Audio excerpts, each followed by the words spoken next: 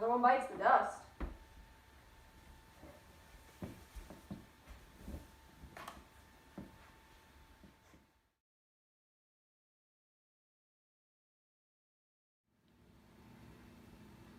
Hello friends, and welcome to my informational video on the most horrific disease that we have ever seen, the plague.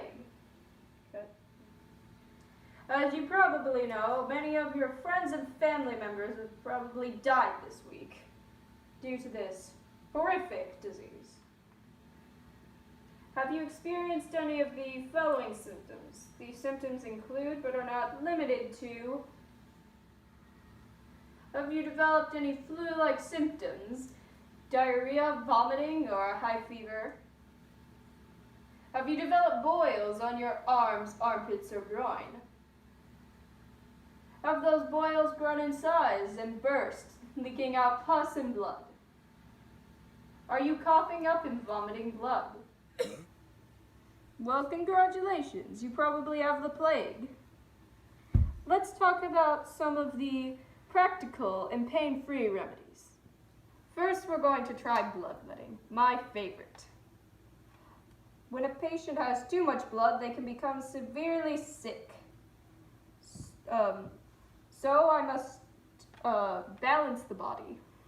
Today I'm going to be using a knife, but you can also use leeches and frogs. Next, we're going to lance the boil. We must pop it with a sharp object. We may also try soaking them in vinegar or rose water. Well, now that you know about the symptoms and treatment, let's talk about some of the causes. The first reason is God has forsaken you due to sin. The second reason could be that the planets are not fully lined up, taking the evil vapors out of the air. But the third and most likely reason is that the ghosts of previous dead people due to the plague have left bodies and infected you and others. But in all seriousness, the plague was a serious illness and killed millions of people. The plague doctors were not all educated. Some were really inexperienced.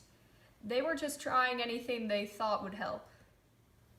From good luck charms to strong perfumes to hot drinks to help sweat out the disease, they tried anything they could think of. The plague started when infected rats got onto trade ships. The rats carried the fleas, and the fleas then spread the disease to humans. But it didn't just stop at humans, livestock was also infected. It wasn't spirits that carried the disease, it was interaction with anyone or anything that was contaminated. Today we have antibiotics to help if needed. But in 2017 in Madagascar, the plague struck again, this time immune to antibiotics. Scientists are working hard to create new antidotes. Today I played the part of the plague doctor. Plague doctor masks were typically used to store flowers and other herbs inside to block the smell of death. The stick for a plague doctor was typically used for touching dead or infected people.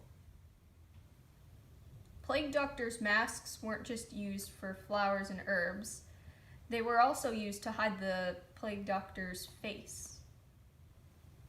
Plague doctors were also very, very money-driven. Thank you for watching this brief PSA.